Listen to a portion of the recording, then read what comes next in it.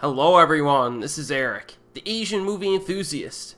Now this week we're going to look at some horror films that were released in Southeast Asian countries. So I've got reviews for a Thai horror film, an Indonesian horror film, and a Filipino horror film coming out this week. Now tonight we're going to take a look at the Thai horror film, The Promise from 2017. So this film opens in Bangkok in 1997, during an era where the economy of Thailand was falling on some very bad times.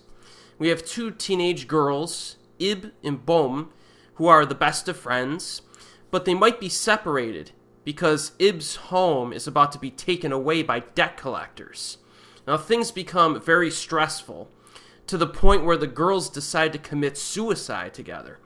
So Ib goes through with the act and actually kills herself, but Boum freaks out by that incident and she just backs out of the promise and decides not to go through with it.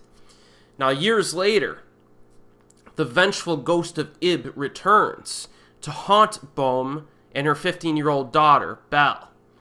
So this was directed by the same person who gave us Coming Soon and La La Land. Now, if you've watched my Asian horror playlist, you may remember that I enjoyed Coming Soon quite a bit, but I found La La Land to be rather underwhelming. Now, this director has talent, but sometimes the execution is not always there, in my opinion. Well, I'm happy to report that The Promise is a good quality film, from start to finish. Not only in terms of direction, but also in terms of production values and performances. It's shot very well, with some memorable wide shots of cityscapes that fill the screen. There's some shots from like a high vantage point, like near the top of a tower, across like the city. And there's some pretty nice shots in this that kind of are memorable. It definitely looks good. And all of the actors are convincing in their performances. I thought the acting was good.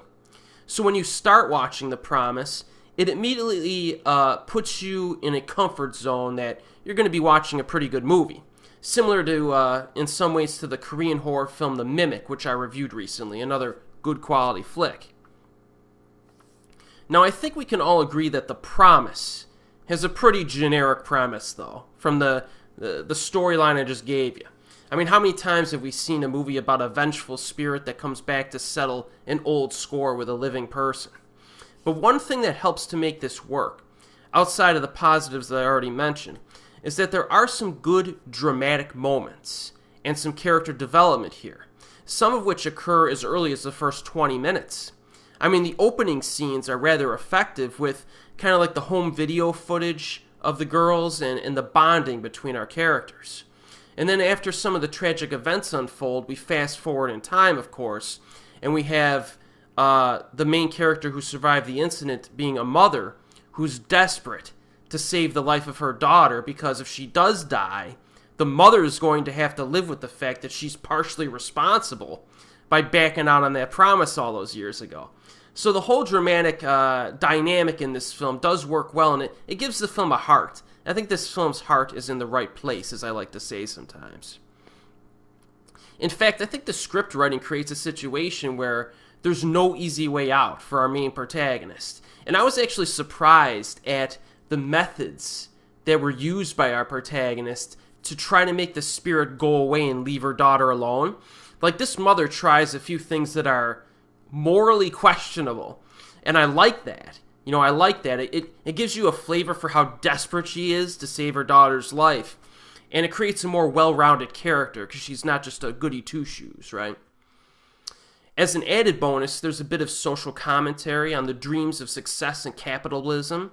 There's actually a negotiation scene that I found rather interesting, involving the development of an old tower that's kind of like the backdrop of the film. I like the little references to finance and business that we get along the way. Just a personal thing for me. Now, most of what I've said so far has been positive, outside of the generic plot synopsis, but I must say that the horror sequences in this are a mixed bag. There's really nothing in this movie that you haven't seen before in terms of scares. There are a decent amount of generic scares in this one, some of which are jump scares, which I'm not the biggest fan of. To be fair, though, there are certain moments that I really shouldn't count I really should not count them as jump scares, because even though the scene plays out like a jump scare, the sound design behind a lot of these scenes is not loud enough to make you jump in your seat in some of them. So, I guess I should give it the benefit of the doubt. But still, the way that the scares are constructed are pretty cliche. Like a person will look one way, the camera will pan that way, and then they'll look back and there'll be like someone there behind them that kind of startles them, stuff like that. So some of the horror content in The Promise is not very good. However, on the positive side, it does focus less on the ghostly imagery and instead uses a variety of strange events. Like, this includes sleepwalking episodes by the daughter that are actually kind of creepy and reference prior events involving the ghost when she was a living human. I definitely like those scenes. Those scare tactics work a lot better than some of the other stuff in it. And since the theme of the film revolves around suicide, the ghost attempts to coerce the daughter to kill herself. And a few of those scenes are effectively suspenseful, especially near the end. So I actually quite enjoy the finale of this movie from a horror standpoint. There are some good aspects to the scares in this film as well, but like I said, it's kind of a mixed bag of pluses and minuses. One other criticism I have is that the runtime of 1 hour and 53 minutes is a bit on the long side. The final 10 minutes or so, 5 to 10 minutes, seem to drag out a little bit.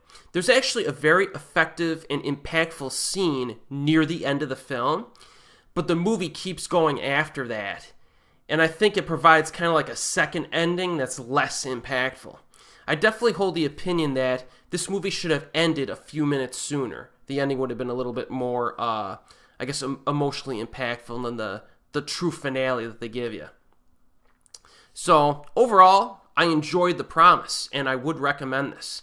It's not quite as impressive as Thailand's better horror films from the mid-2010s, like Take Me Home from 2016 and Black Death from 2015, should be your priorities to watch. I have separate reviews of those on my channel. And if you have not seen Take Me Home or The Black Death, definitely watch those first. But after you check those out, check out The Promise. This is a good flick. It's currently available on Netflix in the United States. And as always, I'll see you next time.